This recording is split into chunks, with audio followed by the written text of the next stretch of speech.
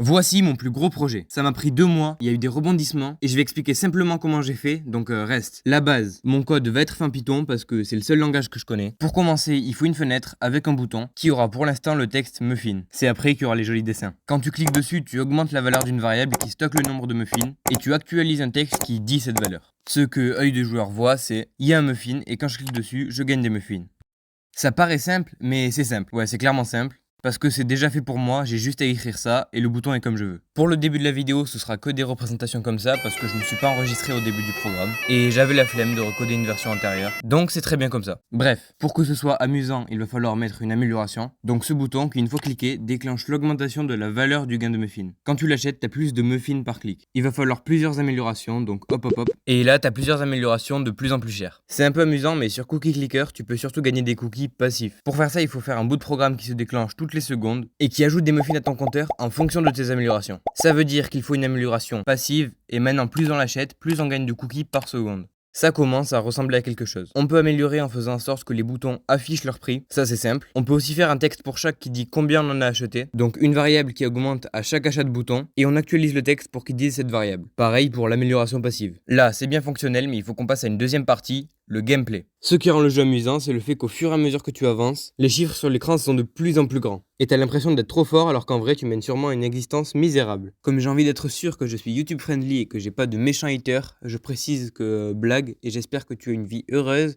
et que tu t'abonnes. Sauf que là c'est monotone. Tu cliques, tu achètes ton amélioration, tu cliques et tu deviens trop riche pour t'amuser. Il faut qu'à chaque amélioration, le prix augmente. Et même qu'il augmente exponentiellement. Parce que si le jeu se déroule comme ça, c'est chiant. T'as 100 muffins, puis 110, 120, jusqu'à ce que t'aies la flemme. Alors que s'il est exponentiel, là t'as envie de jouer. Rien qu'à regarder cette courbe, j'ai envie de jouer là. Alors à chaque amélioration, il faut augmenter le prix, mais en multipliant par le prix précédent. Là, ça augmente de plus en plus vite. Il faut juste actualiser le texte du prix à chaque fois. Sauf que s'il y a que le prix qui augmente, ça marche pas. Il faut que le boost d'efficacité soit de plus en plus grand, donc avec le même principe. Pour ces deux trucs, je vais pas multiplier par 2, ce serait trop rapide. Mais plutôt par une fraction, comme 1,5. Le truc, c'est que les prix et les gains vont se transformer en fractions et plus en nombre entier. Du coup, on va avoir un compteur en fractions et ça va pas. Donc au lieu de dire au programme tu enlèves ou tu ajoutes ce nombre au compteur, il faut dire tu prends ce nombre, tu lui enlèves sa virgule et tu l'ajoutes au compteur. Mais il manque quelque chose. De quoi rendre addicts les petits enfants et les grands barbus avec de la bière et du vomi autour de la bouche. Un casino. Ok, pense à un mini-jeu de casino. Maintenant imagine ça avec un système addictif et des belles animations. Et maintenant oublie parce qu'à ce stade-là, le jeu ressemble à ça. Critiquez pas son flow parce qu'il va glow up et il va vous choquer.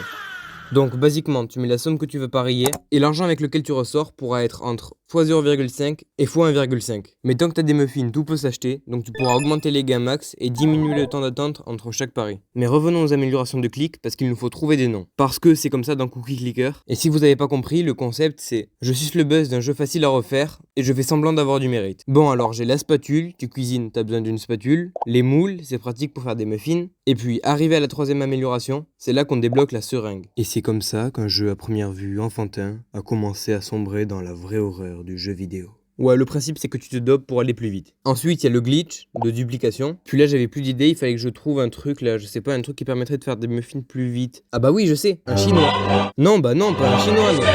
Mais j'ai déraillé complet.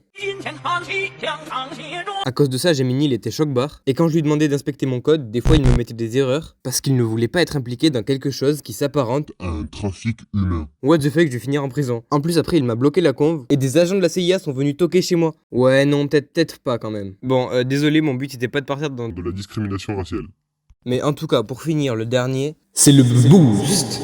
Pour ce qui est des améliorations passives, je vous montrerai après parce que vu la courbe de rétention de ma dernière vidéo, il va falloir que je fasse le bâtard un peu. Et pour finir, il y a une partie qui à première vue peut passer inaperçue, mais il suffit de s'y intéresser pour se rendre compte qu'elle cache un terrible secret. Je parle bien sûr des artefacts. C'est des améliorations, mais qui se débloquent que quand tu remplis certaines missions invisibles. Par exemple, pour débloquer le gant, il faut cliquer 1000 fois sur le muffin. Voilà, les éléments sont tous bien faits, ou presque. Actuellement, le jeu ressemble à ça. Bon, y a pas toutes les améliorations, mais surtout, et franchement c'est choquant, tout est aligné au milieu. Les éléments sont tous là. Et là vous me demandez pourquoi, et je vous réponds que c'est à cause de comment je faisais apparaître les éléments jusqu'à maintenant. Quand tu crées un élément, par exemple un bouton, tout ce que tu fais c'est prendre toutes ces informations, la couleur, le texte, son action, etc. Et le bouton existe. Il est pas là, juste il existe. Pour le faire apparaître, il faut utiliser une fonction qui l'introduit à l'écran.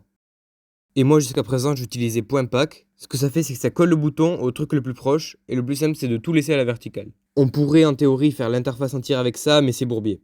Donc il vaut mieux utiliser point grid qui divise l'écran en lignes et colonnes. Tu dis toi tu vas à la ligne 1 colonne 2, toi à la ligne 3 colonne 1, etc.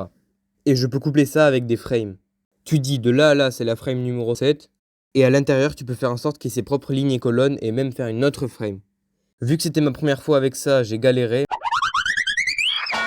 Mais au final j'obtiens 7 immondices.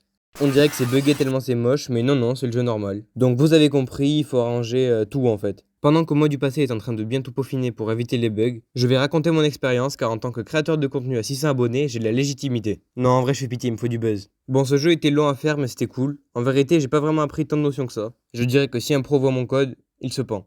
En fait, je me sentais comme un boiteux qui voit son pied se détacher mais qui continue à courir. Waouh, j'ai vraiment trop fort en métaphore. Genre, il y a des variables, je sais qu'elles servent à rien, des passages trop longs, des trucs qui prennent plusieurs lignes pour rien, mais je voulais finir le jeu et je savais que j'allais faire une vidéo. Au final, ça m'a permis de m'améliorer dans ma visualisation globale et dans les ajustements concrets, et j'ai l'impression de faire un oral à comment je me justifie. Mais peu importe, je crois que moi du passé vient juste de finir d'ajuster, il reste plus que l'étape qui va clairement améliorer le jeu, les graphismes. Je suis parti dans un pixel art parce que je pense que c'est le plus simple à ne pas rater. Et sans plus tarder, voici des timelapses satisfaisantes accompagnées d'une musique qualitative.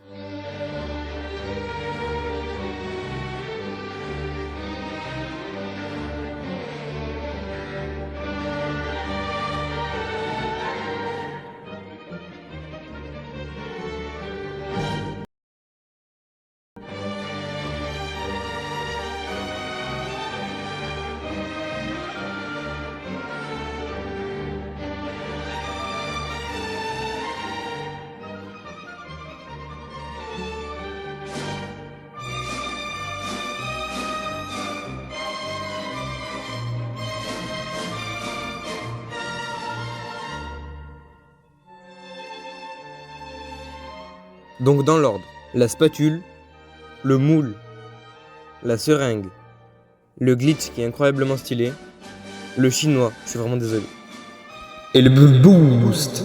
Pour les améliorations passives et les artefacts, vous le verrez dans mon test du jeu, et non pas tout de suite, j'ai déjà dit que je suis en manque de buzz. Mais là je peux montrer l'élément principal de mon jeu, celui sans lequel rien n'a de sens, celui qui sert à la fois dans les monnaies et qui est présent partout dans les améliorations. On peut le parier. Putain ta gueule, c'est pas possible ça. Oui, bon, voilà le muffin du coup. Je pourrais dire qu'il est joli, que c'est la première fois que je fais du pixel art, que je dessine à la souris, que j'ai regardé aucun tuto. Je pourrais dire tout ça. Bah tu sais quoi, je vais le dire. Il est joli, c'est la première fois que je fais du pixel art, je dessine à la souris et j'ai regardé aucun tuto. Mais à part ça, je peux aussi écrire un poème sur ce muffin. Ce muffin est joli, tel... Ouais, c'est bon, j'ai plus d'inspi. Mais pour le coup, ce qui changera le plus le jeu, c'est enlever cette police qui pue de l'arrière-train. POV, bro, a peur d'être démonétisé alors qu'il est même pas à 10% de la monétisation. Alors je prends une police qui va dans le style pixelisé, mais attention parce qu'il faut pas qu'elle ait des dimensions trop différentes de l'actuelle, parce que sinon ça va tout mélanger. Donc j'ai cherché sans relâche jusqu'à trouver la police qui était faite pour moi. Jersey 15. Ma bébé A. Avec tous ces changements, des modifications de couleurs et des ajustements, le jeu est magnifique en vrai je trouve. Et vous trouvez aussi parce que c'est objectivement bien fait, je suis trop fort, cette vidéo va faire 100 000 vues et je vais conquérir le monde. Il reste à faire une étape avant le test, je l'ai pas hyper bien fait et c'est dommage. C'est l'équilibrage. Là, il y a plein de problèmes, des améliorations trop cheatées, d'autres qui servent à rien, les paris sont beaucoup trop forts, etc. J'ai fait de mon mieux mais ça reste très compliqué. Surtout de faire en sorte qu'au fur et à mesure de la partie, t'aies pas juste les dernières améliorations qui servent à quelque chose et les autres qui prennent la poussière. Même si c'est pas parfait, on peut s'amuser, donc c'est parti pour le test. Voici la magnifique interface. Avec sur le côté droit les améliorations passives et en haut les améliorations de clic. Évidemment, vu qu'on est en début de partie, j'ai pas tout débloqué. Ici, on a la zone de pari qui est revenue pour vous choquer. Et en bas, une zone foncée, mais à quoi peut-elle bien servir? Bah, reste pour le savoir, par pitié reste. On peut voir les muffins par clic et les muffins par seconde. Mais pour le test, pour pas que ce soit trop long, je vais multiplier tous mes gains par 10. Et maintenant, c'est parti. Hop, la première amélioration, le four automatique. Et j'ai assez pour acheter ma première spatule. Apparemment maintenant on a des employés et j'aurai bientôt de quoi augmenter leur salaire. On va fast forward. J'ai débloqué la seringue, le glitch et mon premier artefact, le gant. Pour lui c'était simple, il suffisait de cliquer assez de fois sur le muffin. Je débloque The Muffin Company. Et d'ailleurs la fin du jeu c'est quand t'atteins 1000 milliards de muffins. Hop hop hop, vous avez vu ce qui vient de se passer? Le compteur est passé en négatif. C'est une fonctionnalité que j'ai ajoutée, ouais bon c'est un bug quoi, à cause de la manière catastrophique dont je gère si le joueur a assez d'argent. Du coup si t'achètes très vite des améliorations, ça te retire l'argent même si t'as pas assez. Je vais faire mon premier pari, donc j'ai mis 100 millions, et j'ai perdu 20 millions. J'ai passé assez de temps sur le jeu donc je débloque l'horloge, mais j'ai toujours pas assez d'argent pour acheter aucun des deux. J'ai pu acheter une amélioration de taux, ce qui fait que ça augmente mes gains max. Vu que j'ai parié assez de muffins, j'ai débloqué les cartes. J'ai enfin assez d'argent pour pouvoir acheter le gant, et ça vient de multiplier par 2 mon taux de clic. Je peux acheter les cartes, ça augmente grandement mon gain max quand je parie, et ça rajoute de l'aléatoire sur tous les gains que je fais. En pariant, j'ai atteint les 67 milliards, et qui dit 67 milliards dit je débloque le 6-7. Bon voilà l'horloge, c'est pas très visible mais en gros ça diminue le temps entre chaque gain passif. Donc maintenant 643 millions de MPS c'est plus très vrai, c'est 25% plus rapide. Et vu qu'on a atteint les 670 milliards, 67 millions, 67 000, 67 muffins, je peux acheter le 6-7. Son effet se fait pas tout de suite mais vous allez voir ça va pas tarder. J'ai débloqué le chinois. J'ai pu acheter plein d'améliorations pour les paris et je sens qu'ils vont devenir fumés. Là, voilà, vous voyez cet éclair bleu qui fait bugger l'arrière-plan des paris? C'est le pouvoir du 6-7 qui, à chaque fois que le compteur de muffins se finit par 67, multiplie le compteur par 1,67. Et là, vous allez voir que je sais pas pourquoi, ça va le faire plusieurs fois d'affilée et ça va bien m'aider. J'ai tellement gagné que j'ai débloqué le Boost et la Muffin AI. Et j'ai même débloqué l'ingrédient secret, en dépensant assez d'argent dans des améliorations. Et enfin le Super Muffin Man avec son sourire étincelant. J'ai assez d'argent pour l'ingrédient secret mais on va pas lâcher tout de suite, vous allez voir pourquoi. Après avoir passé assez de temps à ne faire aucune dépense, je débloque enfin la bourse, qui diminue d'un tiers tous les prix du jeu. Vu qu'on est clairement à la fin de la partie, je vais acheter toutes les améliorations que je peux, et on est enfin sur la dernière ligne droite.